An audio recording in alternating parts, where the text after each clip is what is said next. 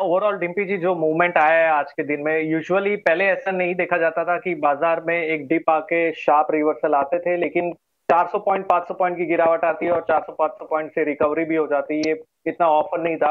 लेकिन 16,000 पे कंटिन्यूअसली अभी अगर आप देखेंगे तो पुट के ओपन कॉल ओपन इंटरेस्ट भी ऐड होते जा रहे हैं, तो 16,000 के नीचे तो इंडेक्स जाना बहुत ही मुश्किल हो गया है। और ऊपर में 16,500 पे रेजिस्टेंस है जहां पर ओआई काफी बिल्डअप है। तो आज के दिन में 16,400 भी आ सकता है, क्योंकि शॉर्ट्स काफी थे सिस्टम में और वो शॉर्ट कवरिंग फिलहाल चालू है। तो ऐसे में चलते हुए यहाँ पर गुंजाइश है 16,400 पार कर पाए, लेकिन यहाँ बाय नहीं करना है, क्योंकि रिस्क रिवॉर्ड फेवरेबल नहीं है। यहाँ से अगर आपको कोई डिप मिलती है, यहाँ से करीबन 16,350 के आसपास फिलहाल है निफ्टी, लेकिन अगर 16,250 के आसपास डिप मिलती है तो वहां पर बाय करिए 16,400 के टारगेट के लिए, और 16,150 का स्टॉप लॉस आप लगा सकते हैं। ठीक है। आप इस समय अपनी स्क्रीन पे 16,000 की वीकली कॉल 10 मार्च होंगे, और अगर आप इसी तरह से 16,400 की भी कॉल दिखाएंगे तो आपको दिख जाएगा परसेंटेज राइज। आप देखिए कॉल्स वो दे दीजिए जी। देखिए पहला पहला जो कॉल है मेरा है वो है इंडियन एनर्जी एक्सचेंज आईईएक्स पे। यहाँ पे बहुत अच्छा मूव देखा गया है आज के दिन में, एक हायर लो बना है और बॉटम से रिवर्सल होता हुआ नजर आ रहा है। तो आईईएक्स गुंजाइश है कि जो करंट चला गया था वापस से आ सकता है, तो आईईएक्स पे बाय की राय होगी। स्टॉप लॉस लगाना होगा आपको 213 का, टारगेट 238 का देख सकते हैं। और दूसरा जो कॉल है वो है बाय साइड एमएमटीसी में। अगर आप देखें तो एमएमटीसी में यहाँ पर 44 पे बहुत ही इंपॉर्टेंट सपोर्ट लिया स्टॉक ने, अच्छा बाउंस बैक दिखाया है। तो गुंजाइश है हम 51 के टारगेट तक जा सकते हैं। स्टॉप लॉस आपको लगाना होगा 45.65 का।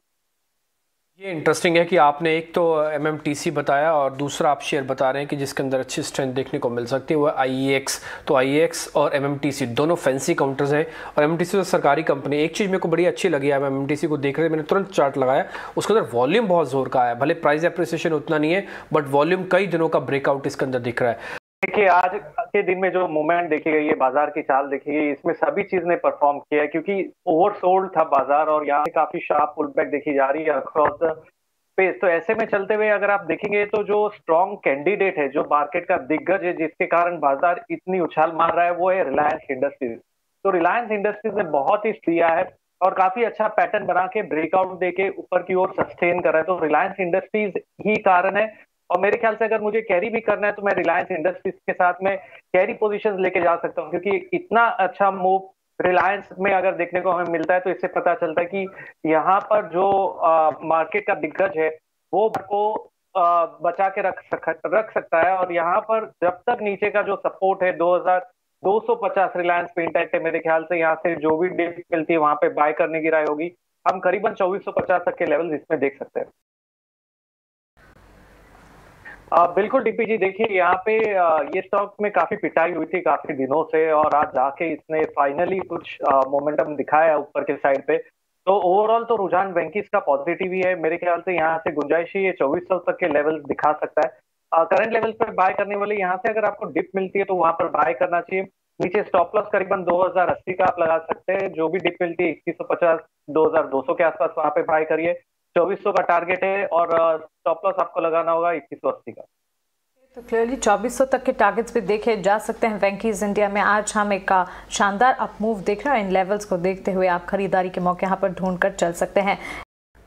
बिल्कुल सही कहा डिम्पी आपने। ये देखिए ये जो बाजार है ना अभी का, ये इंट्राडे ट्रेडर्स वालों के लिए बाजार है, ये पोजिशनल ट्रेडर्स का बाजार नहीं है।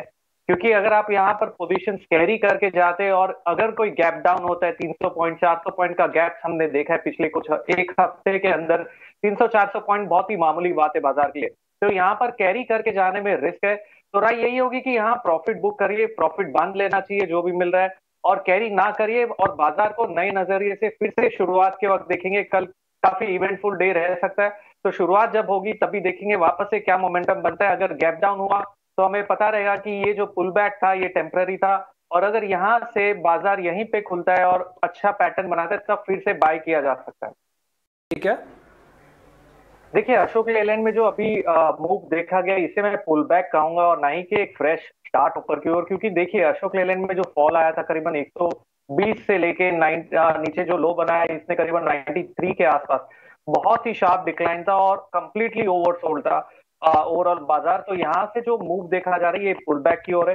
यहाँ पर करंट लेवल्स पे बाय नहीं करना। अगर आप बाय करना भी चाहते हैं तो आपको जो डिप मिलेगी यहाँ से करीबन 104 105 वहां पर बाय करिए। स्टॉप लॉस आप लगा सकते हैं करीबन 101 रुपए के आसपास का, और टारगेट ऊपर में 110 का है। तो बाय यहाँ करने पे रिस्क रिवॉर्ड नहीं मिल पाएगा। डिप पे बाय करिए 101 के स्टॉप लॉस के साथ में और 110 के टारगेट के। ओवरऑल अभी जैसे आप क्रूड की अगर बात करें, क्रूड में जो उबाल आया था आज बहुत समय के बाद में, यहाँ पर थोड़ी प्रॉफिट बुकिंग होती हुई नजर आई है। लेकिन ऐसा खाली एक ही दिन के गिरावट से ये नहीं बोला जा सकता कि क्रूड में फिलहाल टॉप बन गया हो। मेरे ख्याल से यहाँ कंसोलिडेशन हो सकता है वेव 4 के फॉर्म में, और उसके बाद क्रूड फिर से $130 के आसपास या पार जा सकता है। तो यहाँ पर डेफिनेटली जो एनर्जी स्टॉक्स है और जो ऑयल से रिलेटेड स्टॉक्स है वहां पर आपको मूवमेंट देखने मिलेगी। लेकिन ये कोरिलेशन 100% वन ऑन वन नहीं होता है। यहाँ पर कोरिलेशन ट्रांसलेट होने के लिए टाइम होने लगता है। और यहाँ पर अगर आप देखेंगे जो भी स्टॉक पे अगर आप ध्यान देंगे, इससे सबसे ज्यादा जो इम्पैक्टफुल स्टॉक होंगे, जो ऑयल मार्केटिंग कंपनीज पे इम्पैक्ट है, वो कंपनीज में रिकवर करने में अभी भी समय जा सकता है। क्योंकि यहाँ पर अभी तक आप देखें तो जो ऑयल की प्राइसेस बढ़ी है वो अभी तक पास ऑन नहीं की गई है, और ये पास ऑन करना गवर्नमेंट के पास कोई ऑप्शन नहीं है, बल्कि ऑयल प्राइसेस जो बढ़ी है उसे पास ऑन करना ही पड़ेगा। क्योंकि यहाँ पर नहीं तो प्रॉब्लम ऑयल मार्केटिंग कंपनीज और वहां पर आ सकती है। तो यहाँ पर चैलेंज ये होगा, कोई भी अगर ट्रेड ले रहा है ऑयल मार्केटिंग का क्रूड से रिलेटेड स्टॉक्स में, वोलेटिलिटी बहुत होगी और मूवमेंट बहुत ज्यादा ऊपर नीचे हो सकता है। तो फिलहाल मैं ये स्टॉक्स को अवॉइड करूंगा क्योंकि यहाँ पर इंटरवेंशन की भी उम्मीद है, लेकिन उम्मीद पे ट्रेड नहीं करना चाहिए। फिलहाल एक बार थोड़ा वेट करके देखना होगा कि क्रूड की जो गिरावट है वो कितनी सस्टेनेबल है, क्योंकि अगर फिर से तो क्रूड फिर से उबाल मार के $125-130 के आसपास जा सकता है। ठीक है, आपकी बात बिल्कुल ठीक है कि किसी तरह की तेज़ी को एकदम से रूल आउट कर देना कि आज से ही ये ख़त्म हो गया, ये ऐसा मुश्किल है। अभी हो सकता है 130 का एवरेज बन जाए, लेकिन ये 132 से टूट के 128 के भी नीचे आकर ट्रेड कर रहा है। अभी अजय ने आपसे पूछा था कि ऑयल इंडिया और ONGC, मैं इसके जो लॉस होता था मैं उन शेयर्स को देख रहा था। Asian paint, Berger, Kansai, Nerolac, तीनों के तीनों अपनी एवरेजेस को ब्रेकआउट कर रहे हैं। आशीष जी, आपसे ये सवाल, Kansai, Asian paint, Berger paint, किसी को कैरी फॉरवर्ड ट्रेड ले सकते हैं क्या? मैं एक्सपेक्ट करता हूं कि क्रूड एवरेज ही होगा, नहीं टूटता, चलिए मानते हैं। बिल्कुल, देखिए बर्जर पेंट में बहुत ही अच्छा मूव देखा गया है। नीचे जो लो बना है इसने 620 के आसपास से काफी अच्छा मूव देखा है। लेकिन यहाँ पर ऊपर जो रेजिस्टेंस है बर्जर पेंट में 678 है, तो ट्रेड को कैरी किया जा सकता है आप, लेकिन स्टॉप लॉस के साथ ही काम करिए। करीबन 648 के आसपास का एक स्टॉप लॉस है, वहां पर आपको एक स्टॉप लगा के रखना होगा। और जब तक वो इंटैक्ट है मेरे ख्याल से बर्जर पेंट में 678 680 के टाइम होराइजन से काम किया जा सकता है। और जहां तक ONGC की बात है, ONGC में प्रॉफिट बुकिंग देखा जा रहा है, हमने 190 से फिलहाल नीचे आया, लेकिन यहाँ पर बहुत ही इंपॉर्टेंट सपोर्ट है ONGC का 175 174 के लेवल पे। तो मेरे ख्याल से यहाँ से एक बाइंग अपॉर्चुनिटी है ONGC जैसे स्टॉक में। फिर से गुंजाइश है कि ये स्टॉक वापस 185 के आसपास आ सकता है। नीचे में ONGC का जो सपोर्ट है, बहुत इंपॉर्टेंट सपोर्ट जहां स्टॉप लॉस लगा सकते हैं, वो है 166 का। ओके, 166 का एक स्टॉप लॉस। ONGC 175 के लेवल्स पर करीब 2% की कमजोरी यहाँ नजर आ रही है।